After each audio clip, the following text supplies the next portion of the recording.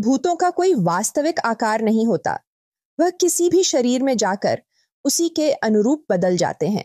इसी से प्रेरित होकर यह घोस्ट की कहानी लिखी गई है। भूतिया चिड़ियाघर। शहरों में लोगों की आबादी लगातार बढ़ती जा रही है और रिहायशी कॉलोनियों के लिए जंगल काटे जा रहे हैं।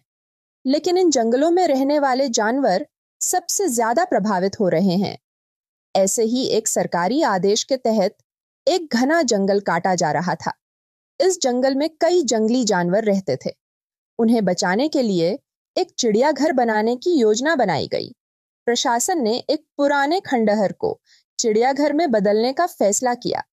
कटे हुए जंगलों से पकड़े गए सभी जानवर अब उस खंडहर में लाए गए, लेकिन किसी को नहीं पता था यह खंडहर एक रहस्यमयी जगह है। यह भूतों का डेरा है और डरावनी घटनाएं अब शुरू होने वाली हैं। जब जानवरों को खंडहर में लाकर पिंजड़ों में बंद किया गया तो हर तरफ अजीब सी बेचैनी फैलने लगी। शेर, जो आमतौर पर गरजता था, अब बिना वजह गुर्राने लगा। तोते और उल्लू लगातार चीखने लगे। बंदर जैसे पिंजरे की दीवारों से भागने की कोशिश कर रहे हों। चिड़ियाघर के कर्मचारी इन हरकतों से घबरा चुके थे। और फिर आधी रात को खंडहर के एक कोने से एक ठंडी सिसकी सुनाई दी, जैसे कोई सदियों से कैद आत्मा अब जाग रही हो। पहरेदार रामू, जो अकेला टॉर्च लेकर गश्त कर रहा था, उसकी सांसें अटक गईं जब उसने देखा शेर की आंखें लाल हो चुकी थीं और वह किसी अदृश्य चीज को घूर रहा था। तभी खंडहर की दीवारों पर धुंधले साए चलने लगे। किसी के पैरों की आहट, किसी की फुसफुसाहट और एक बहुत धीमी लेकिन डरा देने वाली हंसी। रामू ने कांपते हाथों से टॉर्च जमीन पर गिरा दी और अगले ही पल चिड़ियाघर की लाइटें अपने आप बुझ गईं। अगली सुबह सूरज तो निकला, लेकिन चिड़ियाघर के भीतर सब कुछ वैसा ही डरावना था। जानवरों की हालत और भी बिगड़ चुकी थी।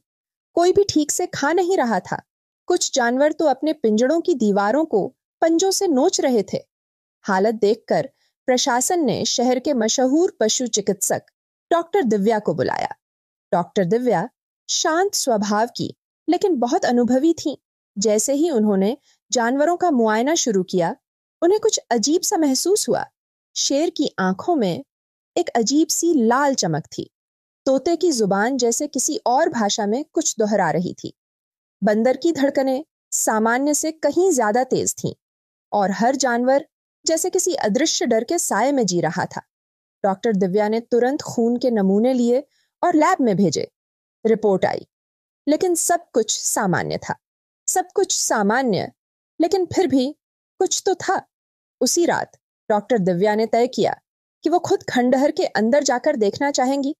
अकेले, अंधेरे में, दीवारों पर उग आई खाए, टूटी सीढ़ियां और एक कमरा जहां कोई जाने की हिम्मत नहीं करता। वही कमरा जो सदियों से बंद पड़ा था। जैसे ही डॉक्टर दिव्या ने दरवाजा खोला, हवा की एक ठंडी लहर उनके चेहरे से टकराई और सामने था एक पुराना ताम्रपत्र जिस पर लिखा था, यह स्थान हमारा है, जीवों पर अधिकार अब हमारा है। और तभी पीछे से किसी ने उनका कंधा छुआ। डॉक्टर दिव्या के कंधे पर किसी का हाथ पड़ा। वो पलटी, पर वहां कोई नहीं था।